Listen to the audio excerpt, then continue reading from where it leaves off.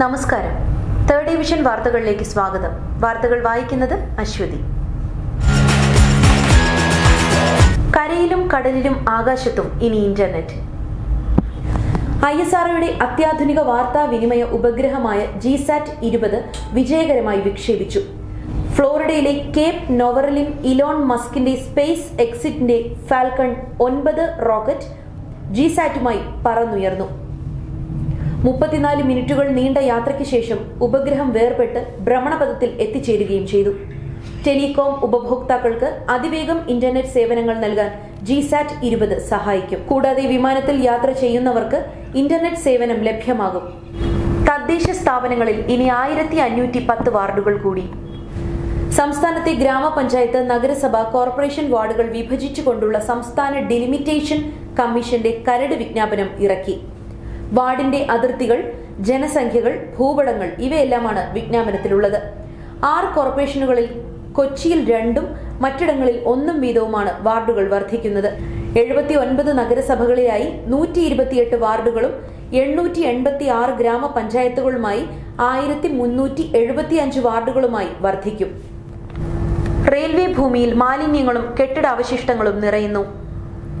തമ്പാനൂർ ഓവർബ്രിഡ്ജിന് സമീപം റെയിൽവേ ഭൂമിയിൽ കടകളിൽ നിന്നുള്ള മാലിന്യങ്ങൾ നിക്ഷേപിച്ചിരുന്നതിന്റെ മുകളിലായി കെട്ടിടാവശിഷ്ടങ്ങളും നിരത്തിയ നിലയിൽ.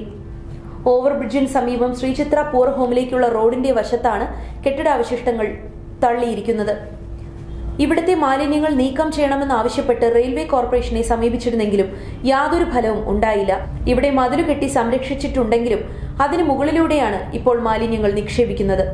മാലിന്യങ്ങൾ വലിച്ചെറിയുന്നത് കാരണം ഇതുവഴി സഞ്ചരിക്കുന്ന ജനങ്ങൾ വളരെ ബുദ്ധിമുട്ടിലാണ്. എത്രയും വേഗം ഇതിനൊരു പരിഹാരം കാണുമെന്ന ശുഭപ്രതീക്ഷയിലാണ് തേർഡ് ഡിവിഷൻ. ആനയെയും മോഹൻലാലിനെയും കെ മുരളീധരനെയും എത്ര കണ്ടാലും മടുക്കില്ല എന്ന് സന്ദീപ് വാര്യർ. കോൺഗ്രസിൽ ചേർന്നതിന് ശേഷം ആദ്യമായി സന്ദീപ് വാര്യർ കെ മുരളീധരനൊപ്പം വേദി പങ്കിട്ടു.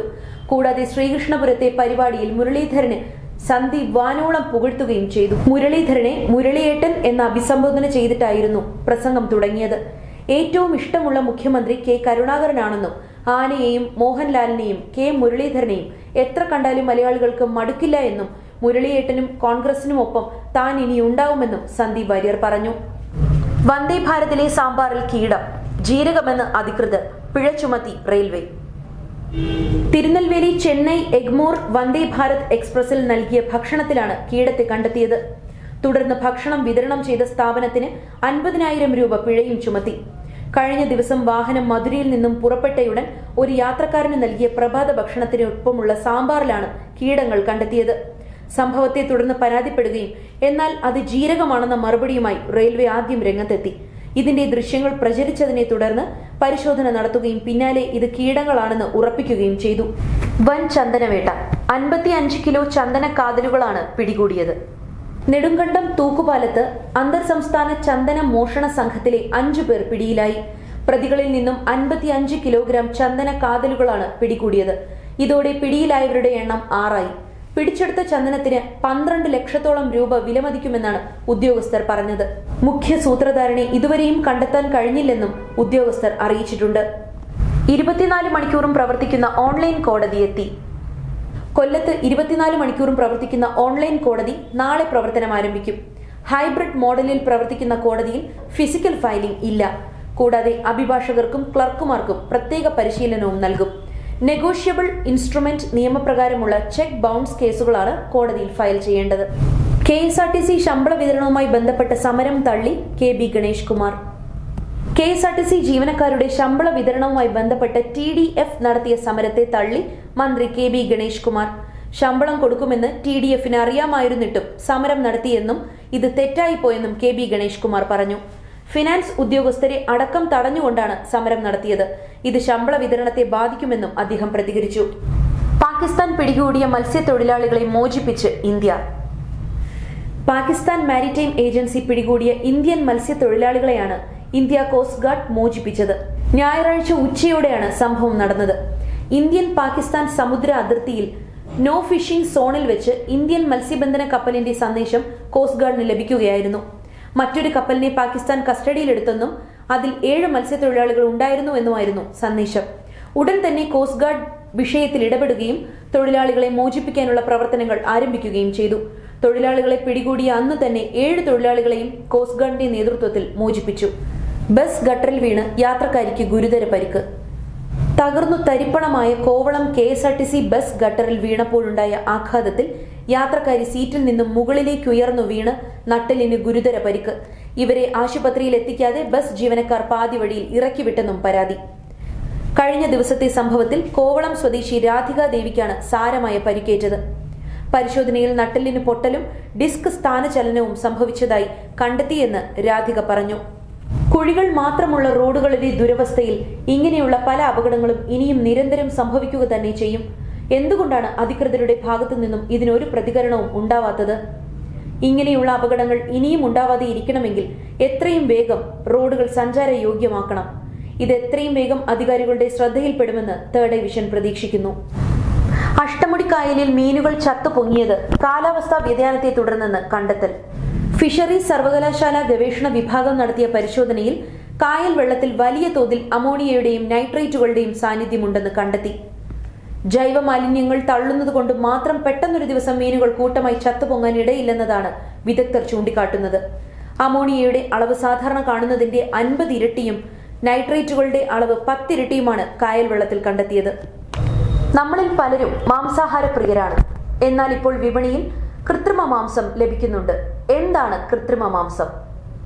കാഴ്ചയിലും രുചിയിലും സാധാരണ മാംസം പോലെയുള്ളതും അത്തരത്തിൽ പാകം ചെയ്ത് ഉപയോഗിക്കാവുന്നതുമാണ് സാങ്കേതികമായി ഇൻവിട്രോ മീറ്റ് എന്നറിയപ്പെടുന്ന കൃത്രിമ മാംസം. Clean meat, lab grown meat, synthetic meat എന്നീ പേരുകളിലും ഇത് അറിയപ്പെടുന്നു. ഒരു ജീവിയുടെയും ശരീരത്തിന്റെ ഭാഗമല്ല എന്നതുകൊണ്ട് തന്നെ ഇത് രക്തരഹിതവുമാണ്. കാപ്പി കുടിക്കാൻ ഇനി ചിലവേറും. 1 കിലോ കാപ്പിപ്പൊടി വേണമെങ്കിൽ 700 രൂപ കൊടുക്കണം. 4 മാസം മുൻപ് 600 രൂപയായിരുന്ന കാപ്പിപ്പൊടിയുടെ വിലയാണ് ഇപ്പോൾ 700-ലെത്തി നിൽക്കുന്നത്. കമ്പോള വിലയ്ക്ക് പോലും കാപ്പിക്കുരുവും പരിപ്പും കിട്ടാനില്ലാത്തതാണ് വില കൂടാൻ കാരണമെന്നാണ് വ്യാപാരികൾ പറയുന്നത്. മില്ലുകളിൽ നിന്ന് വാങ്ങുന്ന കാപ്പിപ്പൊടിക്ക് 700 രൂപ കടന്നു. പ്രമുഖ കമ്പനികളുടെ കാപ്പിപ്പൊടിക്ക് 650 രൂപ മുതൽ 680 രൂപ വരെയാണ് നിലവിലെ വില. AIADMKയുമായി സഖ്യം എന്ന വാർത്ത തള്ളി വിജയുടെ പാർട്ടി. 2026-ലെ സംസ്ഥാന നിയമസഭാ തെരഞ്ഞെടുപ്പിൽ അണ്ണാ DMKയുമായി സഖ്യമുണ്ടാക്കുമെന്ന് വാർത്തകൾ തള്ളി വിജയുടെ പാർട്ടിയായ തമിഴക വെട്രിക്കഴകം. പാർട്ടിയുടെ വളർച്ച തടയുക എന്ന ഉദ്ദേശത്തോടെ ഒരു പ്രമുഖ തമിഴ് ദിനപത്രത്തിൽ തമിഴക വെട്രിക്കഴകവും AIADMKയും തമ്മിലുള്ള സഖ്യത്തെക്കുറിച്ച് പ്രസിദ്ധീകരിച്ചിരുന്നു. ഈ വാർത്ത പൂർണ്ണമായും തെറ്റാണെന്നും പാർട്ടി ജനറൽ സെക്രട്ടറി ബസി ആനന്ദ് പറഞ്ഞു. കൂടാതെ ഇത്തരം വാർത്തകൾ അവഗണിക്കണമെന്നും 2026-ലെ നിയമസഭാ തെരഞ്ഞെടുപ്പിന് പാർട്ടി തയ്യാറെടുക്കുകയാണെന്നും നിർണായക വിജയം നേടുമെന്നും ആത്മവിശ്വാസമുണ്ടെന്നും അദ്ദേഹം പറഞ്ഞു. സീരിയൽ മേഖലയിൽ സെൻസറിംഗ് ആവശ്യമാണെന്ന് P. സതീദേവി.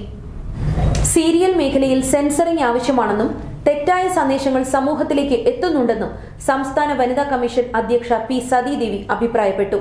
2017-18 കാലത്താണ് മെഗാ സീരിയലുകൾ നിരോധിക്കണമെന്ന റിപ്പോർട്ട് നൽകിയതെന്നും ആ റിപ്പോർട്ട് താൻ കണ്ടില്ലെന്നും കൂടാതെ സീരിയൽ രംഗത്തെ സ്ത്രീകളുടെ പ്രശ്നങ്ങൾ കമ്മീഷന്റെ പരിഗണനയിലുണ്ടെന്നും P. സതീദേവി അറിയിച്ചു.